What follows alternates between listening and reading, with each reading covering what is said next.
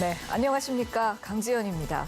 수도권에 이어 대전에서도 종교시설과 방문 판매 업체를 중심으로 집단 감염이 확산되고 있습니다. 방역당국이 각별한 주의를 당부하고 나섰는데요. 특히 해당 시설을 이용하는 분들이 코로나19에 더욱 취약한 고령자이기 때문에 피해도 더 커지고 있습니다. 밀접 접촉이 이루어지는 실내 시설에서는 자연스럽게 침방울이 튀면서 감염될 위험이 큽니다. 밀폐, 밀집, 또 밀접한 곳, 이른바 산미를 피하는 생활 습관을 지켜주시길 부탁드리겠습니다. 저희 시민의 방송 TBS는 월요일부터 일요일까지 매일 아침 9시부터 9시 50분 TV와 유튜브를 통해 코로나19 특집 생방송을 보내드리고 있습니다. 질병관리본부에 따르면 어제 0시 기준으로 국내 코로나19 누적 확진자는 총 12,198명으로 집계됐습니다. 자, 먼저 서울 상황실에 나가 있는 기자 연결해서 지난밤 주요 내용과 현재까지 소식 정리하겠습니다. 정선미 기자. 네, 서울시 재난안전대책본부에 나와 있습니다.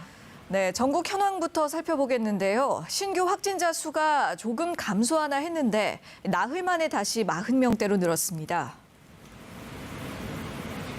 네, 그렇습니다. 지난 14일에서 16일 4일간 신규 확진자가 30명대를 유지하면서 확산이 좀 주춤하나 싶었는데 나흘 만에 다시 40명대로 증가했습니다. 중앙방역대책본부가 어제 10시 기준으로 발표한 자료에 따르면 지역 감염이 31명, 해외 유입 사례가 12명입니다. 수도권 집중 발생 여전합니다. 서울 12명, 경기 11명, 인천 2명 등 31명 중 25명이 수도권에서 나왔고 집단 감염이 발생한 대전에서 5명, 충남에서 1명이 추가됐습니다. 해외 유입 사례의 경우 검역 과정에서 7명, 입국 뒤 지역으로 돌아가 자가격리 중에 양성 판정을 받은 사람이 경기에서 2명, 서울과 대구, 제주에서 각 1명으로 집계됐습니다. 총 누적 확진자 수 12,198명입니다. 안타깝게 사망자 1명이 추가돼서 누적 사망자는 279명으로 늘었는데 서울에서 어제 0시 이후 사망자가 추가로 집계되면서 오늘까지의 누적 사망자는 최소 280명이 될 것으로 보입니다. 치명률 어제 0시 기준 평균 2.29%를 기록했고요. 격리에서 14명이 해제가 되면서 총 1,774명이 완치 판정을 받았습니다.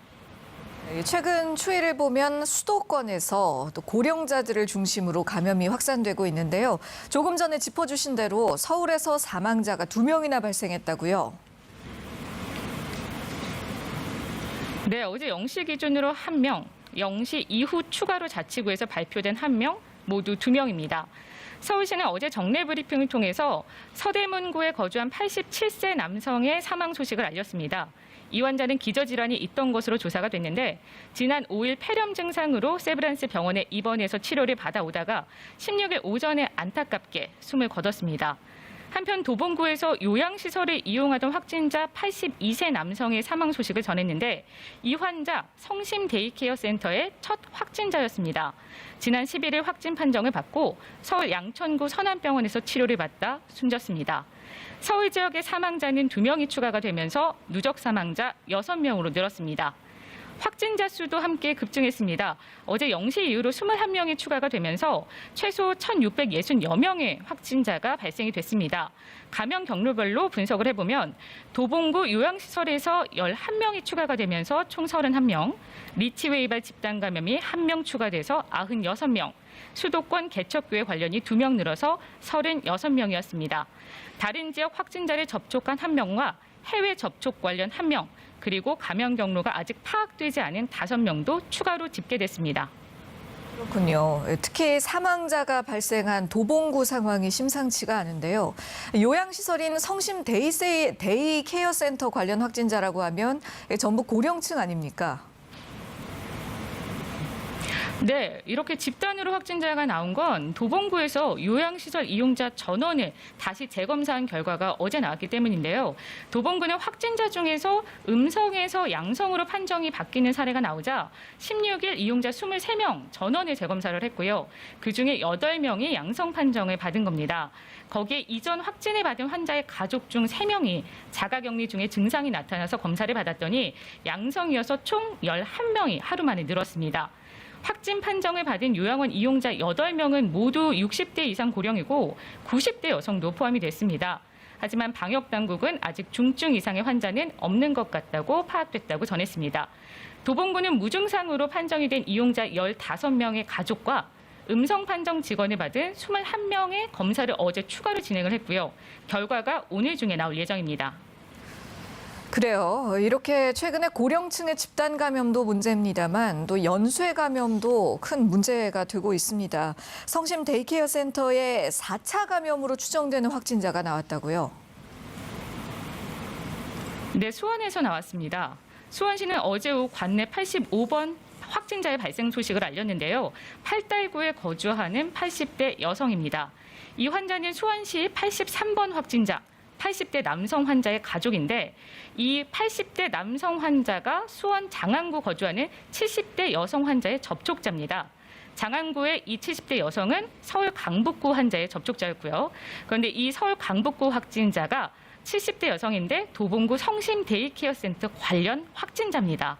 그러니까 성심 데이케어 센터에서 강북구 확진자로 1차, 강북구 확진자에서 수원 70대 여성 확진자로 2차, 70대 여성 확진자가 80대 남성 확진자로 3차, 그리고 어제 확진된 그의 가족으로 4차 감염이 이뤄진 것으로 추정되고 있습니다. 또 다른 연쇄 감염은 한 초등학교의 등교도 중단시켰습니다.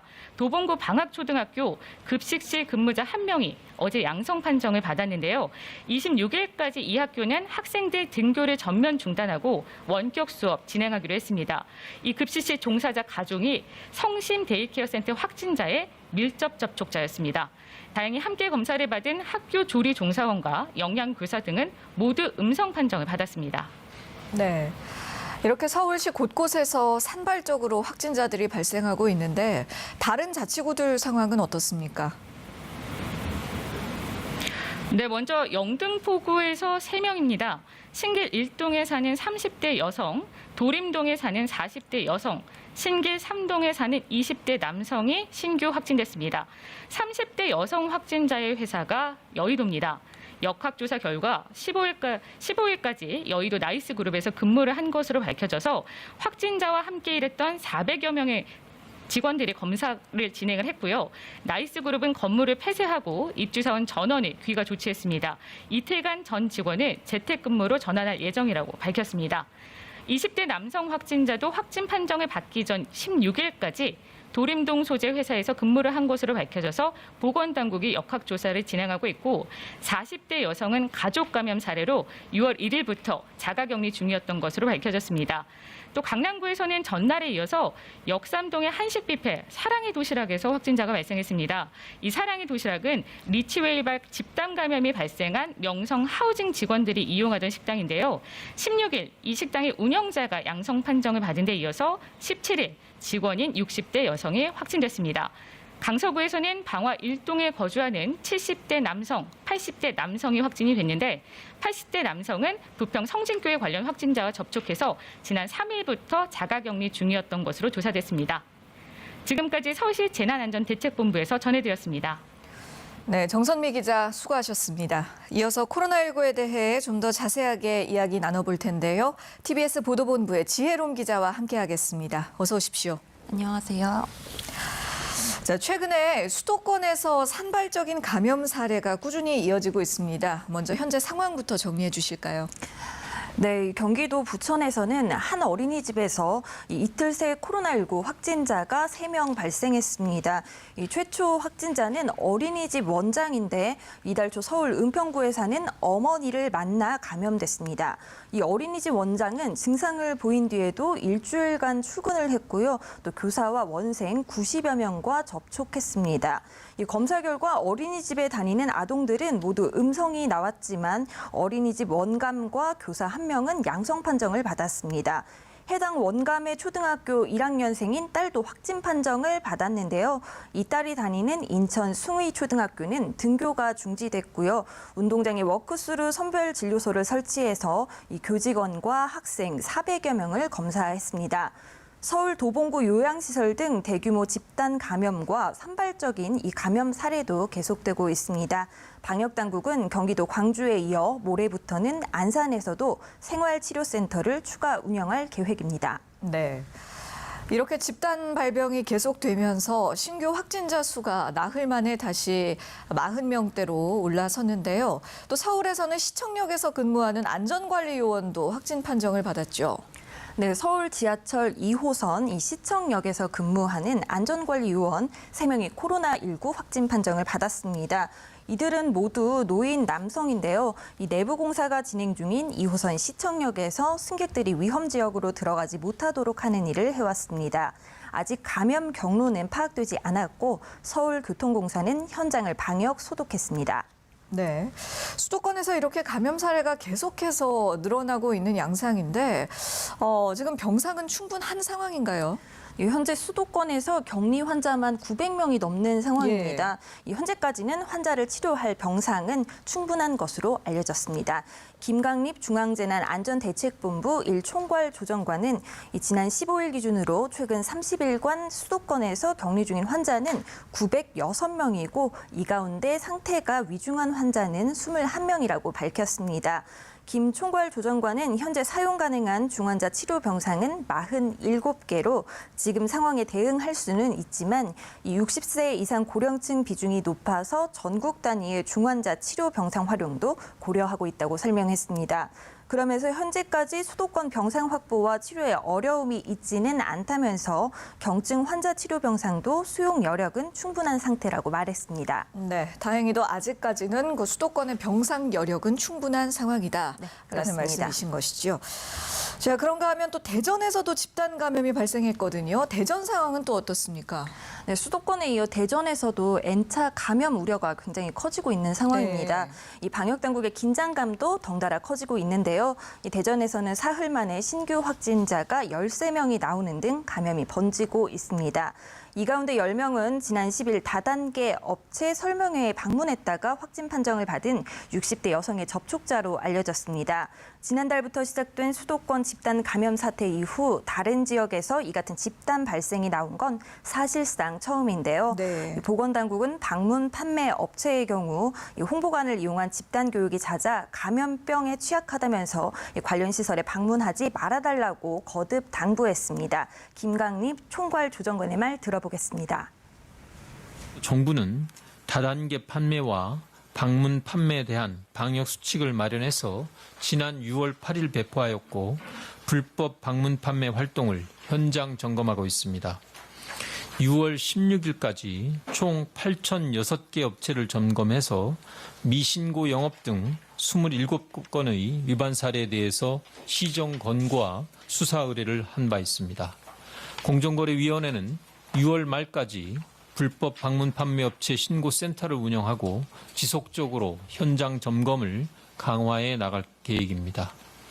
국민 여러분, 특히 어르신들은 다수가 밀집하는 방문 판매 교육 시설을 당분간 피하실 것을 요청드립니다. 예, 이 방문 판매 시설은 집단 교육이라는 특성상 지금 가장 주의해야 하는 그 3밀의 특성에 굉장히 부합하는 환경이지 않습니까? 당분간은 좀 이런 시설을 이용하시는 것을 주의하시는 것이 꼭 필요하겠습니다. 그런가 하면 코로나 사태가 하루빨리 종식되기를 우리 모두가 원하고 있는데요. 계속해서 코로나19가 장기화되면서 초중 고등학교뿐 아니라 대학에서도 한동안 수업이 중단되고 또 온라인 수업으로 전환되기도 했습니다. 이에 따라 대학가에서는 학생들의 등록금 환불 요구가 나오고 있기도 한데요. 네, 코로나19로 1학기 내내 비대면 수업이 이뤄지는 등 학습권을 침해당했다는 학생들의 반발이 나오고 있는 상황입니다. 네. 이 대학생들의 등록금 환불 요구가 잇따르고 있는데요. 당정은 3차 추경안에 관련 예산을 반영하는 방안도 검토하고 있는 것으로 알려졌습니다. 국회 교육위원회 소속 더불어민주당 의원들과 유은혜 부총리 겸 교육부 장관 등은 국회에서 당정청 협의회를 열어서 등록금 환불 요구 문제를 논의했습니다. 교육위 간사인 민주당 박찬대 의원은 회의가 끝난 후에 이 3차 추경에 등록금 지원 예산 1,900억 원이 잡혀 있었는데 기획재정부에서 삭감됐다면서 추경 과정에서 증액할지, 증액을 한다면 어느 규모로 할지 논의가 시작됐다고 전했습니다. 민주당은 교육위와 정책위 차원에서 구체적인 지원 방식과 예산 규모를 검토할 것으로 알려졌습니다. 다만 홍남기 부총리 겸 기재부 장관 등은 이 등록금 반환은 정부 재정으로 하는 건 맞지 않다고 밝혔는데요. 이 등록금 문제에 대한 공감은 이뤄졌지만 구체적인 방법 등에 대해서는 논의가 더 필요한 상황입니다. 네, 이와 관련해서는 이제 논의가 시작된 단계니까요. 교육 당국과 또 학생들, 또 대학교 입장을 모두 잘 수렴해서 가장 적절한 방향이 도출되기를 바라봅니다.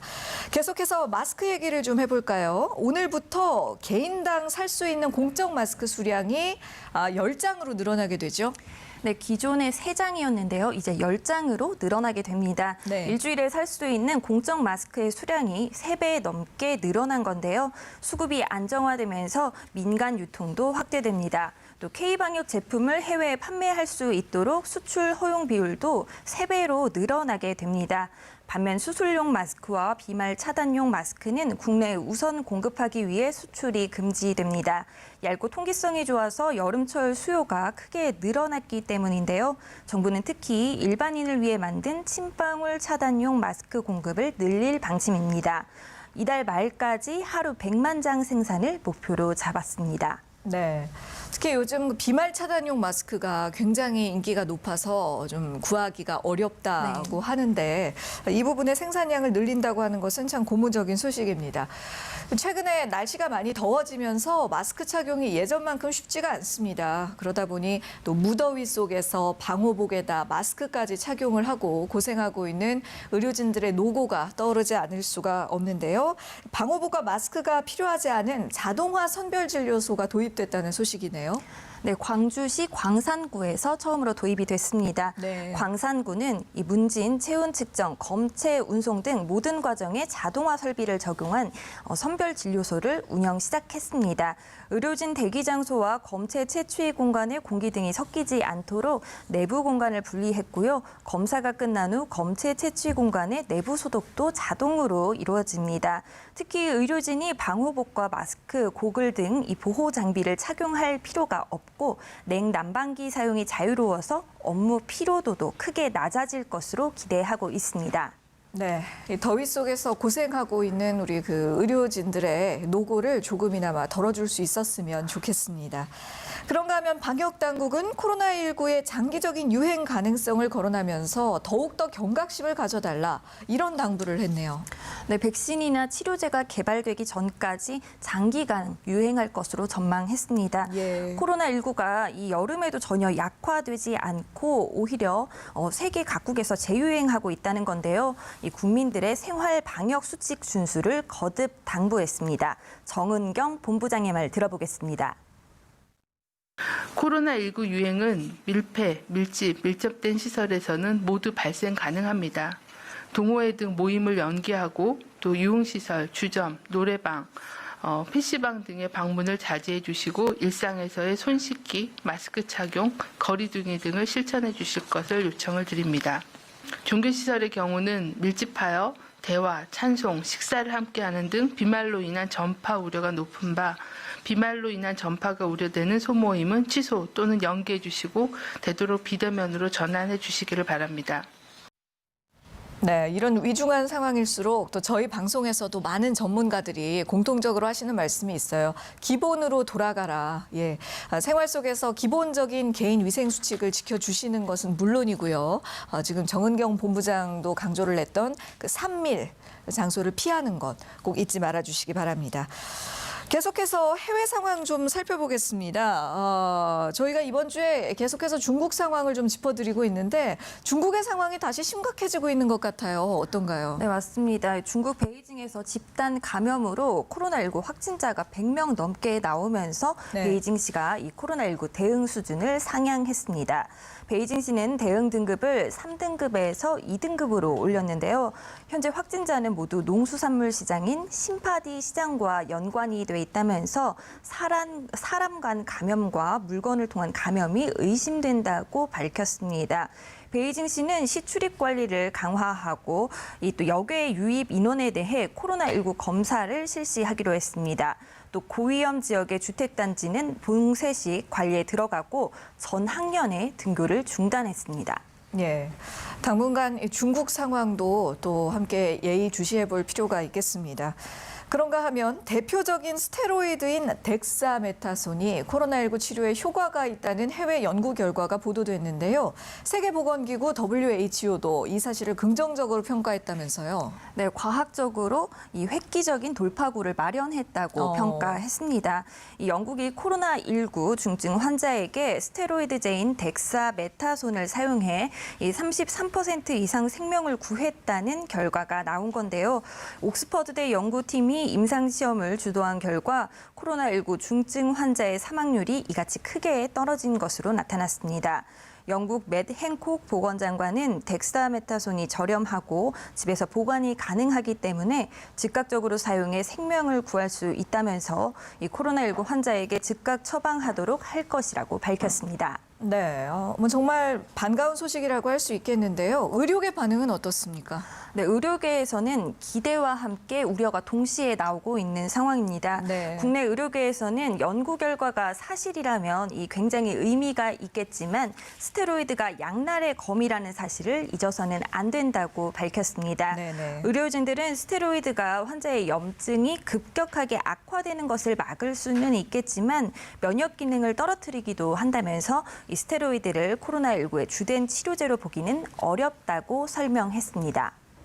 네, 알겠습니다. 지금까지 TBS 보도본부의 지혜롬 기자와 이야기 나눴습니다. 수고하셨습니다. 고맙습니다. 지금 여러분께서는 코로나19 특집 생방송 TBS와 함께하고 계십니다. 네, 계속해서 코로나19에 대한 더 자세한 내용과 이슈들 전문가와 함께 짚어보는 순서입니다. 먼저 설대우 중앙대 약학대학 교수 모셨습니다. 어서 오십시오. 네, 안녕하세요. 그리고 강양구 과학전문기자도 함께해 주십니다. 안녕하세요. 네, 안녕하십니까? 자, 수도권을 중심으로 이어지던 집단 감염 사태가 이제 대전으로까지 손길을 넓히고 있습니다. 설 교수님께서 그동안 이게 그 확진자 수가 중요한 것이 아니라 어떤 그 내용이랄까요? 그 질이 더 위험하다라는 말씀을 항상 강조해 오셨는데 수도권에서 대전으로 확산세가 확대됐다는 것이 바로 내용적 측면의 악화가 아니겠습니까? 예, 그렇습니다. 이제 계속 수도권에만 있던 게 처음으로 이제 대전으로 확산이 되었거든요. 그렇죠. 대전인 경우에는 거의 한 달 만에 이렇게 대규모 이제 확진자가 나오게 됩니다. 또 다른 하나는 대전에서 감염 경로를 아는 것도 있지만 감염 경로를 모르는 것도 있고요. 또 대전에서조차도 확산세가 상당히 빠릅니다. 거기에다가 고령층으로 이제 확대되고 있고 거기에다가 곧 휴가 기간이 오게 됩니다. 네. 그렇게 되면은 이제 수도권에서 또 대전에서도 다른 지역으로 이렇게 이제 이동이 자유롭게 되겠죠. 그러면은 이제 전 국가 지역으로 이제 확대될 가능성이 있습니다. 그런 점에서 지금의 상황이 상당히 중요한 지점에 있다 이렇게 볼 수 있겠습니다. 예, 지금은 수도권과 대전까지지만 비단 이 지역들뿐만이 아니라 앞으로 전국 어디라도 확산될 수 있다는 의견이셨는데요. 강양구 기자 생각은 어떠세요? 네, 지금 제일 걱정했던 상황이 이제 나오고 있는 것 같습니다. 이게 이걸 상식적으로만 생각을 해봐도 알 수 있는 게 대구 경북과 예를 들어서 전주 전북 사이의 교류는 상대적으로 적습니다. 예, 네, 그리고 충남과 제주도 사이의 교류도 상대적으로 적습니다. 그렇죠. 자, 그런데 수도권은 대구 경북과도 교류가 많고 전주 전북과도 교류가 많고 충남 대전과도 교류가 많고 제주도와도 교류가 많은 상황이거든요. 모든 지역과의 네트워크가 맞습니다. 그러니까 강하니까요. 계속해서 말씀드렸던 대로 이제 수도권의 바이러스 밀도가 계속해서 높아지면 결국에는 넘칠 수밖에 없고 그 넘쳐난 바이러스가 여기저기 이제 불똥을 튀길 텐데 예. 그 첫 번째 사례가 대전에서 지금 집단 감염으로 나온 것 같고요. 앞으로 수도권의 상황을 잡지 못하면 이제 수도권에서 전국 곳곳으로 바이러스가 확산되는 양상들이 계속해서 나올 수밖에 없다라고 생각합니다. 예. 그리고 이 최근에 감염 경로를 좀 살펴보면 특히 리치웨이하고 도봉구 데이케어 센터 를 중심으로 한 고령 환자의 확산이 늘고 있습니다. 항상 말씀드립니다만 이 고령 환자의 경우에는 감염이 됐을 때 중증으로 진행될 확률이 굉장히 높기 때문에 더욱더 주의를 해야 되는데요. 이렇게 고령 확진자가 줄지 않는 이유는 뭐라고 보시는지요? 일단 제 생각으로는요. 기본적으로 지역사회 감염 확진자가 너무 많습니다. 기본적으로. 그러다 보니까 여기저기에서 뭐 산발적으로 계속 확진자가 나오게 되는 거죠. 그러다 보니까 당연히 뭐 연령을 가리지 않지 않습니까? 이 바이러스가. 그러니까 네. 고령층에도 감염 확산이 되는 것은 당연하겠죠. 예. 거기에다가 지금 감시망 밖에서 조용한 또 깜깜이 전파가 너무 많다는 거예요, 기본적으로. 그러니까 언제든 또 고령층이든 연령을 무시하고 전파가 계속될 수 있겠죠. 그러니까 이 상황에서는 어디든지 이제 확산이 가능한데, 특히 앵커께서 말씀하신 것처럼 고령층에 전파가 되고 감염이 될 경우에는 이제 사망률에까지 영향을 미치는 굉장히 위험한 거 아니겠습니까? 네. 그러니까 특히 주의 차원에서 또 사망률이 더 높아지지 않게 한다고 하는 방역 당국의 그런 고민, 이런 것들 때문에 고령층이 특히 조심해야 된다. 이런 점에서 이제 이게 뉴스가 되고 이슈가 되니까 이제 특히 위험한 것처럼 보이는데, 지금의 상황에서는 고령층이든 나이에 관계없어 계속 확산이 되고 있고, 특히 고령층은 위험하기 때문에 그런 점에서 더 주의를 기울여야 되는 그런 상황에 있다, 이렇게 볼 수 있을 것으로 보입니다. 예, 사실 교수님 말씀 듣고 보니까 정말 이유가 뭐 어려운 것이 아니네요. 어떤 전체적인 확진자의 파이 자체가 너무나 지금 커졌기 때문에 그중에서 자연스럽게 고령 확진자 숫자도 늘어나게 된 것이고, 또 그 과정에서 깜깜이 환자들의 비율이 늘어나고 있기 때문에 그 고리를 끊기도 더 어려워지는 것이고요. 그런데 그중에서도 고령 환자들은 치명률이 높다라는 이유로 조금 더 조심을 해야 하는 부분이 되겠지요. 자, 이 관련해서 또 다른 질문 드리겠는데요. 도봉구 데이케이 센터에서 1차 검사에서는 음성 판정을 받았다가 13명이나 다시 양성으로 판정을 받았습니다. 최근 들어서 이렇게 검사 결과가 뒤바뀌는 경우가 심심찮게 나오고 있는데 왜 그런 걸까요? 네, 이 도봉구 데이케어 센터 사례는 저도 보고서 굉장히 놀랐습니다. 네. 이게 이제 우리나라 방역 당국의 유능함이 한편으로는 독이 되는 상황이라는 생각이 드는데요. 왜냐하면 보통 서울시 같은 경우에는 확진 환자가 발생하면 이틀 안에 그 확진 환자와 접촉했던 사람들을 모두 다 검사를 합니다. 네. 근데 예를 들어서 그 검사했던 사람들 중에서 감염은 되었지만 몸속에 바이러스 양이 적은 경우에는 네. 유전자 검사를 하더라도 음성으로 나올 가능성이 있거든요. 검출이 안 될 수 네, 있다는 그렇습니다. 말씀이죠. 그분들은 2주간의 자가격리하는 과정에서 바이러스가 몸에서 증식이 되어가지고 결국 검사를 하면 이제 양성이 나오는 과정이죠. 그러니까 이런 경우도 사실은 굉장히 위험한 경우입니다. 왜냐하면은 처음에 접촉자라고 판정을 한 다음에 검사를 했을 때 음성으로 나왔다 그러면은 아무래도 방역 당국이 안심을 할 것 아니에요. 이 정도 선에서 막았다라고 생각을 할 텐데, 사실은 그분들이 이 도봉구 데이케어 센터처럼 자가격리 과정에서 계속해서 양성으로 전환이 되면은 또 다른 부담이 생기는 거거든요. 네네. 이제 그렇기 때문에 지금 수도권의 상황이 계속해서 좀 안 좋은 신호들이 여기저기서 나오면서 전개가 되고 있는 것 같아서 굉장히 마음이 좀 불안하고 무겁습니다.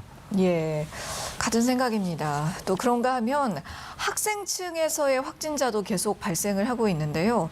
특히 전주의 고3 학생의 경우는 감염 경로를 파악하지 못한 깜깜이 확진자이기 때문에 방역 당국이 더욱 긴장을 하고 있습니다. 최근에 이렇게 깜깜이 감염이 일어나는 이유는 무엇인지, 또 방역에 있어서 왜 위중한지도 다시 한번 설명해 주시죠. 네, 일단 깜깜이 감염 자체는 방역 당국이 전파 경로를 파악하지 못한 그 환자들을 깜깜이 감염 환자들이라고 맞습니다. 이야기를 하고 있는데요. 네. 그런데 이 비율이 계속 중요합니다. 방역 당국이 일관되게 5% 미만으로 전파 경로를 모르는 환자들이 나왔을 경우에는 충분히 방역 당국에서 관리가 가능하다라고 이야기를 했었어요.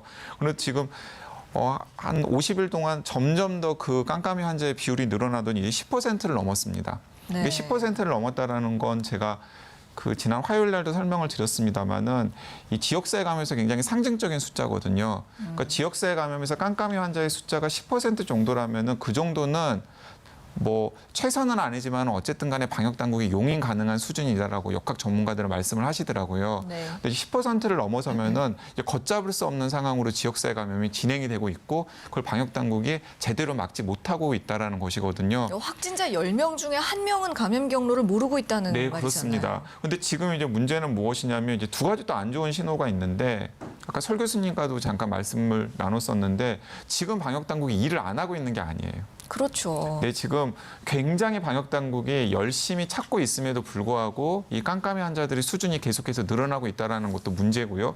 그리고 또 다른 하나는 이 깜깜이 환자들의 숫자와 함께 지역사회 환자들의 전체 파이도 계속해서 늘어나고 있잖아요. 예.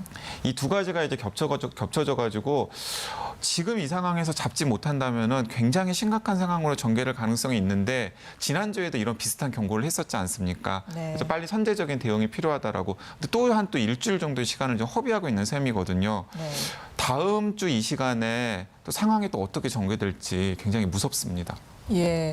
그렇다면 이렇게 그 깜깜이 환자들이 계속해서 좀 빠르게 늘어나고 있는 이유가 최근에 또 화제가 되고 있는 코로나19 바이러스가 감염성이 높아지는 방향으로 계속 변이가 되고 있다라는 이 부분과 좀 직접적인 연관이 있을까요? 그것과 관련해서는 이제 다양한 가설들이 나오고 있습니다만 아직까지 연구 결과로 확정이 된 것은 아니기 때문에 네. 뭐 섣부르게 이렇게 단정을 지을 것은 아닌 것으로 보입니다. 네. 그런데 한 가지 확실한 것은 지금 이 순간에도 바이러스는 다양한 형태로 변이는 일어나고 있는 것이거든요. 예. 근데 그 변이가 뭐 감염력에 영향을 줄 정도의 결정적인 변이인지에 대해서는 지금 아직까지는 많은 과학자들이 회의적인 것으로 보입니다. 예, 더 연구가 필요한 네. 부분이군요. 자, 이와 함께 최근에 또 중요하게 다뤄야 하는 부분이 또 가족 간의 감염이 증가하고 있다는 사실입니다. 사례를 몇 가지 보자면요. 부천의 어린이집 직원이 확진 판정을 받으면서 그 딸도 감염이 된 사례가 있었고요. 또는 산후조리 중이던 산모와 그 생후 1개월 된 아기를 비롯해서 일가족이 또 감염이 되는 또 그런 사례도 있었습니다. 이런 가족 간의 감염, 이 부분도 상당히 좀 우려스럽고 위험하지 않을까 싶은데요. 예, 그렇습니다. 이제 해외에서 들어오신 분들 중에 자가격리 중 집에서 가족에게 감염을 일으킨 경우도 꽤 있습니다. 네. 사실은.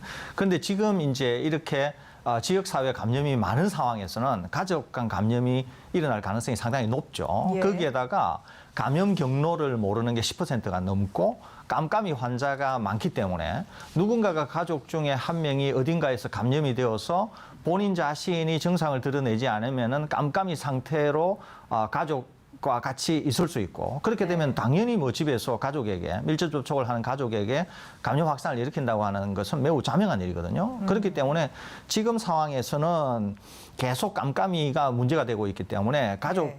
간의 감염은 상당히 뭐 자연스럽게 일어나는 현상이다 이렇게 볼 수 있고 예. 이것을 막기 위해서는 어떻게든지 간에 지역사회 감염의 수준을 떨어뜨려야 됩니다. 기본적으로. 그리고 감염자들이나 감염 확산이 되는 것이 전부 감시망 내로 들어와야 이런 가족 간의 감염 또 지역사회 감염을 막을 수가 있는데 지금 전혀 감시망 내로 곳곳에 감염 확산이 일어나고 있는 것을 감시망 내로 끌어들이지 못하고 있다는 거. 그렇기 때문에 지금 위험성이 더 커지고 있다. 이렇게 볼 수 있겠습니다. 네. 앞서 말씀드린 대로 심지어는 생후 한 달 된 아기가 확진 판정을 받았다는 소식도 최근에 있어서 많은 분들 걱정하고 계실 텐데요. 그런데 지난 4월쯤이었던가요? 그 생후 27일 된 신생아가 별다른 치료 없이 모유 수유만으로 회복했다는 소식도 있기는 했습니다. 신생아의 경우에는 어떤 치료를 받게 되는지도 궁금해지네요. 예, 신생아와 관련해서는 우리나라에 아마 2-3 케이스 정도 있었던 것으로 기억이 됩니다. 네. 하나같이 다들 이제 완치되어서 퇴원한 경우가 대부분인데요. 예. 크게 뭐 증상이 악화된 경우도 없습니다. 일단은 신생아든 아니면 젊은 분이든 증상을 드러내지 않는 분들이 많습니다. 그리고 네네. 경증을 앓는 환자들이 많은 거죠. 이 신생아인 경우에도 상당히 이제 경증을 앓기 때문에 기본적으로 이제 약을 쓰게 될 경우에는 신생아가 그 약에 대한 독성 부작용이 오히려 있을 수 있습니다. 그래서 1차적으로는 신생아인 경우에는 관찰을 1차적으로 합니다. 그래서 이 아이들이 가지고 있는 면역 기능, 그 면역 기능이 낮기는 하지만은 네. 뭐 그 면역 기능으로도 이 바이러스를 이길 수가 있는 것이거든요. 그래서 신생아라고 하더라도 우선은 관찰을 위주로 하고 또 혹시 병증이 진행된다고 하면 그 병증에 맞춰서 거기에 맞는 이제 대증적인 요법 또는 치료 약물 이런 거를 사용하게 되는데 여태까지 이런 신생아들은 대부분 크게 치료제를 투입하지 않고도 모유 수유나 아니면은 대증적인 요법 그런 것만으로도 충분히 완치가 되었던 그런 사례들이라서 뭐 크게 문제가 있었던 그런 신생아의 케이스는 없었던 것으로 그렇게 현재 알려지고는 있습니다. 예, 그랬군요. 자, 그런가 하면 어제 시청역에서 근무하는 안전관리요원 3명이 또 양성 판정을 받았습니다. 이 시청역이라는 곳은 시민들이 정말 많이 이용하는 지하철역 중 하나이기 때문에 혹시나 또 다른 문제는 없을지 더 걱정이 됩니다. 네, 이제 한 가지 다행스러운 점은 무엇이냐면은 이제 코로나19 유행이 이제 전개가 되면서 지금 수도권의 상황이 상당히 걱정스러운 상황이긴 합니다만은 우리가 경험적으로 그리고 여러 연구들을 통해서 바이러스에 대해서 아는 것이 상당히 많아졌습니다. 네. 그 중에 하나가 무엇이냐면은 처음에만 하더라도 이게 비말 전파로 바이러스가 전파가 될 것이냐 혹은 공기 중으로 전파가 될 것이냐 등등의 여러 가지 이야기들이 많았고 마스크도 뭐 다양한 수준의 마스크 중에서 뭐 효과가 없는 마스크도 많이 있을 것이다 등등의 네. 이야기들이 많았었는데 최근에 이제 여러 가지 이제 국내외 사례들을 종합해 보면은 마스크가 굉장히 효과가 있다. 그러니까 예를 들어서 설사 바이러스에 감염된 환자가 있는 산밀 환경에 들어가더라도 마스크를 착용 어떤 수준의 마스크라도 예. 마스크를 착용하신 분과 마스크를 착용하지 않은 분 사이에 감염된 사례들이 극명한 차이가 있었거든요. 예, 예. 근데 지금 수도권의 상황이 굉장히 안 좋음에도 불구하고 이 정도 수준이라도 관리가 되는 것처럼 보이는 것이 저는 시민들이 뭐 많은 대중교통을 이용하거나 혹은 산밀 환경에 들어갔을 때 마스크를 대부분 착용하고 계시기 때문에 수도권의 확산 양상이 폭발적인 양상으로 전개되지 않고 있다라고 생각을 합니다. 네. 그 견지에서 이제 따져 보면은 지금 시청역의 이 집단 감염 사례도 안전관리요원 세 분은 아마도 일상생활에서는 업무를 보실 때는 마스크를 착용하고 있지만은 이제 업무 외의 시간에는 일상적으로 접촉하시면서 마스크를 착용하지 않으셨을 가능성이 큽니다. 네. 그렇기 때문에 감염된 한 분으로부터 다른 분으로 바이러스가 전파되었겠죠. 하지만은 대중교통을 이용하는 승객들 같은 경우에는 대부분 다 마스크를 착용하셨기 때문에 맞아요. 예, 지하철이 뚫린 것은 사실이지만은 지하철에서 일반 이용객들에게 바이러스가 전파되었을 가능성은 사실은 굉장히 낮은 것으로 봐야 된다라는 생각이 들고 예. 이 사례는 그렇기 때문에 산밀 환경에서 또 마스크를 착용하는 것이 얼마나 중요한지를 또 보여주는 대목이라는 생각도 듭니다.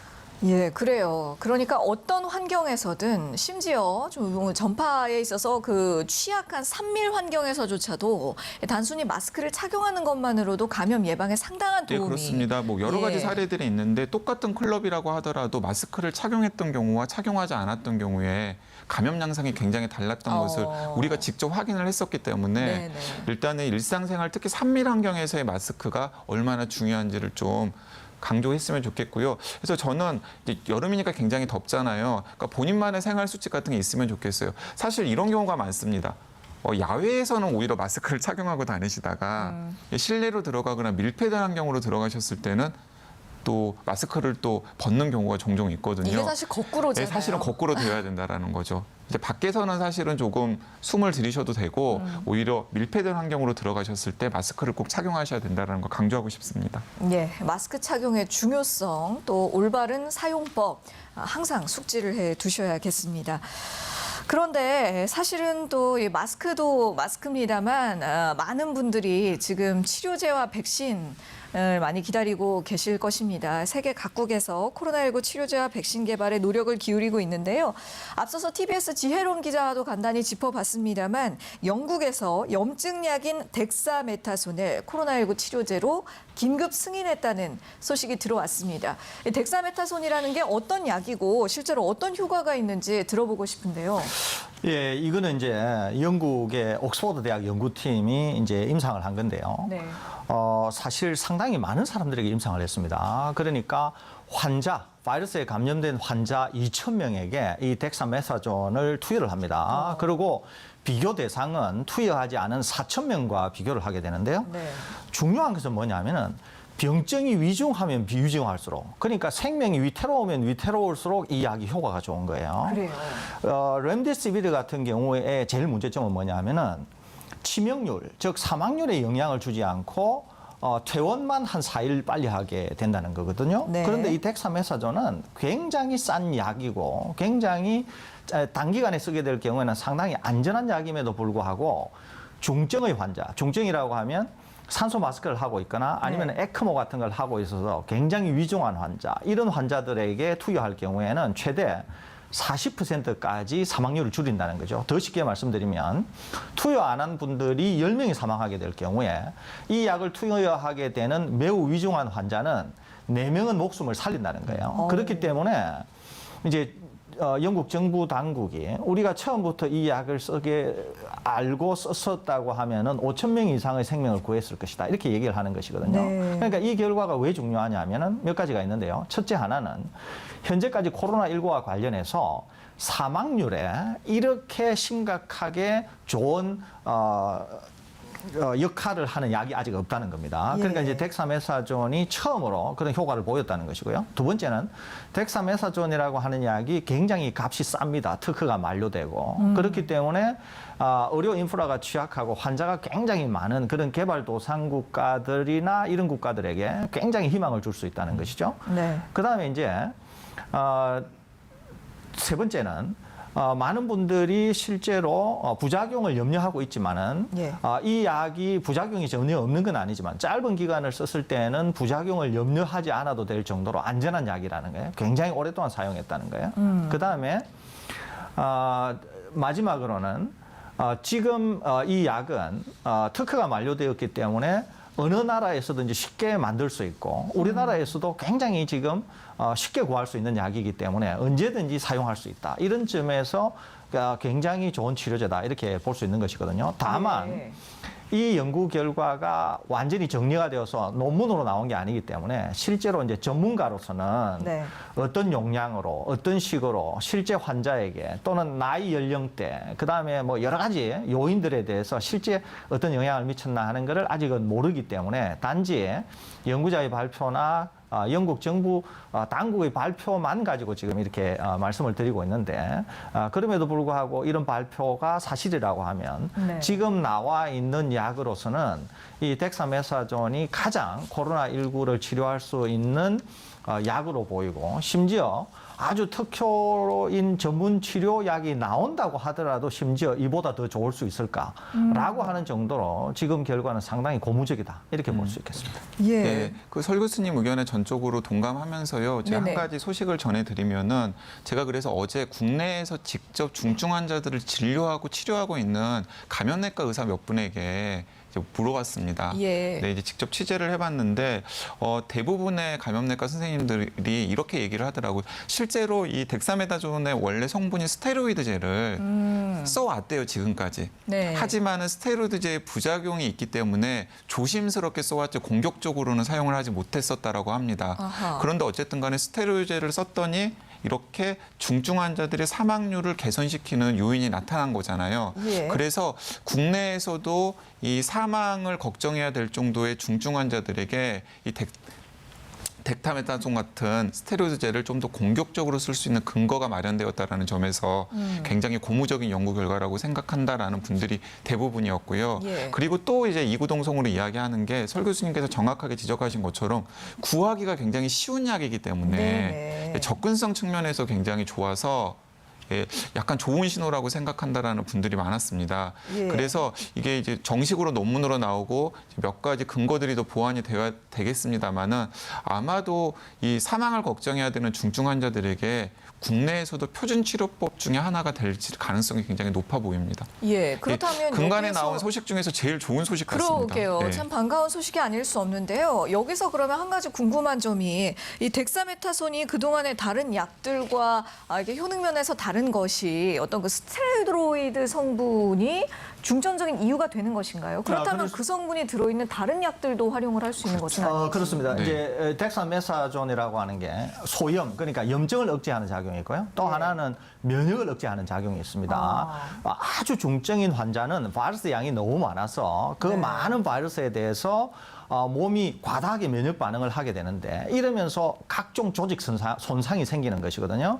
아무래도 아직까지 어떻게 작용하는 걸 모르는데 기본적으로 이 약의 성분과 작용 기전에 기반해서 설명을 드린다고 하면 네. 아무래도 많아진 바이러스 때문에 몸이 과다 반응하게 되고 그것 때문에 조직 손상이 생기면서 폐렴이나 그 이외에 다른 장기가 손상을 받는데 네. 이 약을 쓰면은 일단 그거를 막아주게 되면서 몸이 이 바이러스에 저항할 수 있는 약간의 기회를 주는 것으로 보여집니다. 그렇기 때문에 지금 이 약이 1차적으로 바이러스를 어떻게든지 억제하는 것으로 보이고 몸이 회복할 수 있는 기회를 주는 것으로 보여서 이것이 만일에 사실이라고 하면 아주 생명이 위급한 환자가 경증으로 전이가 될 수 있고 경증일 경우에는 우리가 경증에 맞는 치료를 할 수 있으니까 그런 점에서 상당히 고무적인 결과가 아닌가 이렇게 생각이 됩니다.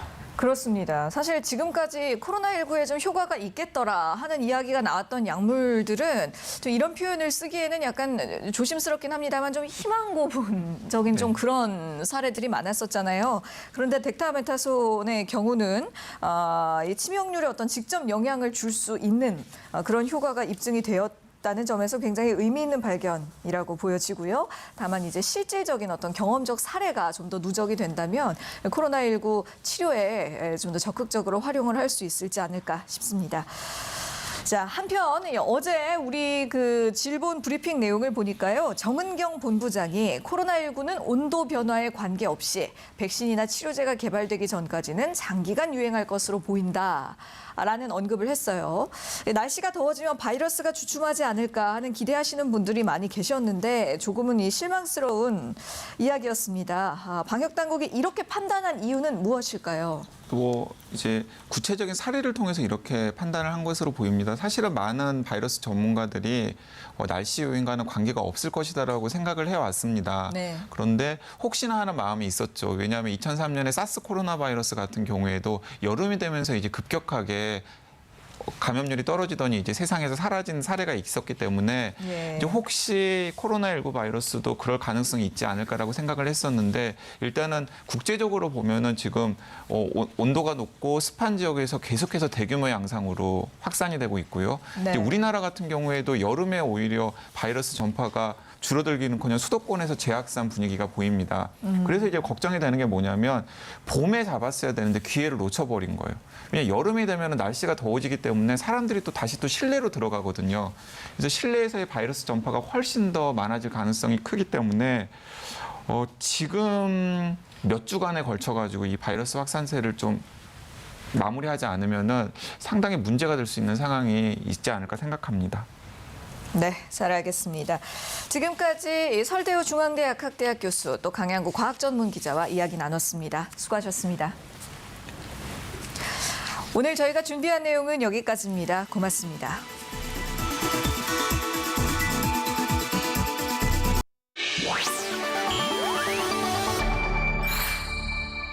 TBS